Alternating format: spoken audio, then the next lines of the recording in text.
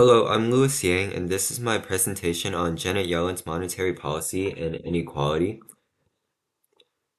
Dr. Janet Yellen is a groundbreaking figure in modern economics. She became the first woman to chair the Fed, leading the institution from 2014 to 2018. She later served as the 71st United States Secretary of the Treasury. Before entering these positions, she built her reputation as a distinguished labor economist, studying how wages, employment, and the broader labor market responded to economic policy. What makes Yellen relevant to this discussion is the timing of her leadership. She took control of the Fed after 2008's financial crisis, one of the worst collapses in the US history. The Fed was relying on a series of unconventional policy tools, and Yellen had the responsibility of managing the recovery. Her discussion allows us to see clearly how the central bank uses monetary policy to influence unemployment, inflation, and ultimately the distribution of wealth and income across society. To understand Yellen's policy choices, we first have to understand the Fed, what the Fed is required to do. The Fed operates under something called the dual mandate, which comes from Congress. This mandate obligates the central bank to pursue two goals at the same time: maximum employment and stable prices. Stable prices essentially means low predictable inflation, typically around 2%.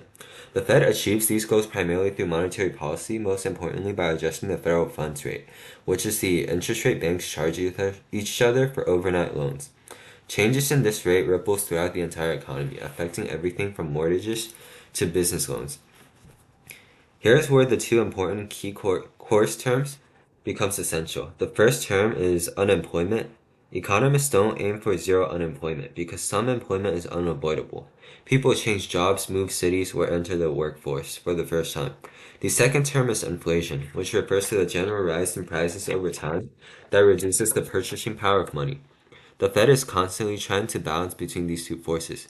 If the economy slows and unemployment rises, the Fed lowers interest rates to stimulate spending and investment.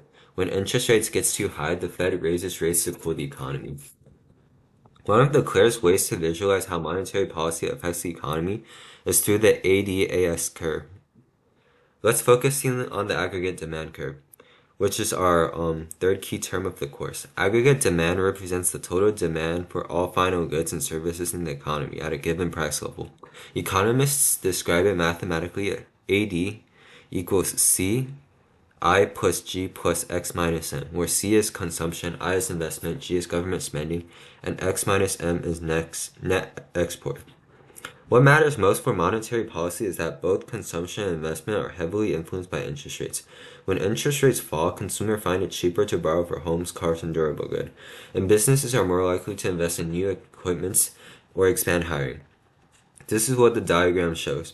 The downward sloping AD curve labeled AD1 represents the initial level of spending. When the Federal Reserve lowers interest rate, total demand increases across the economy, from its initial level to a higher level, labeled Y1. This increase in output means more production, more hiring, and a reduction in unemployment. This mechanism, the rightward shift of aggregate demand due to lower interest rates, was at the heart of Janet Yellen's leadership at the Fed.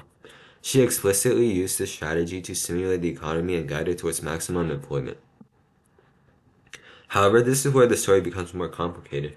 While expansionary monetary policies boost employment and output, it also have a powerful distributional consequence that affects inequality. Yellen herself has spoken extensively about this tension.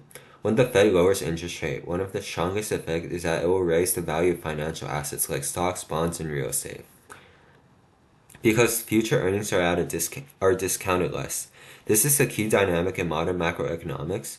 Low interest rates do not just increase spending, they also inflate financial assets.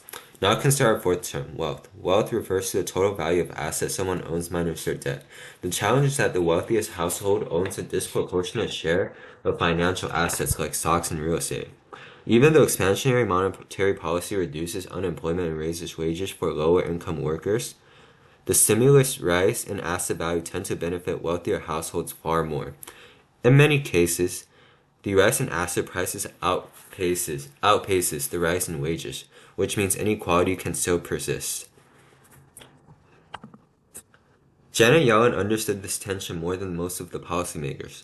She argued that monetary policy alone cannot fix the deep structural inequality, but she also believed that achieving maximum employment is one of the meaningful ways a central bank can do to improve the lives of low-income Americans. A tight labor market shifts the bargaining power towards the workers, raises wages, and reduces racial and demographic employment gaps. This leads into our fifth key term, frictional unemployment. This type of unemployment is normal and healthy.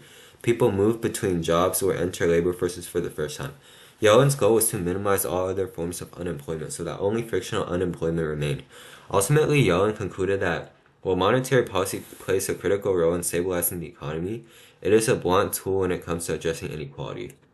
She emphasized that solving inequality requires fiscal policy, taxation, government spending, and social programs, which falls under the authority of Congress, not the Fed.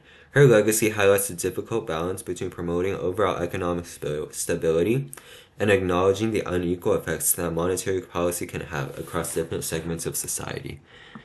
And this is the end of my presentation and the sources. Thank you for listening.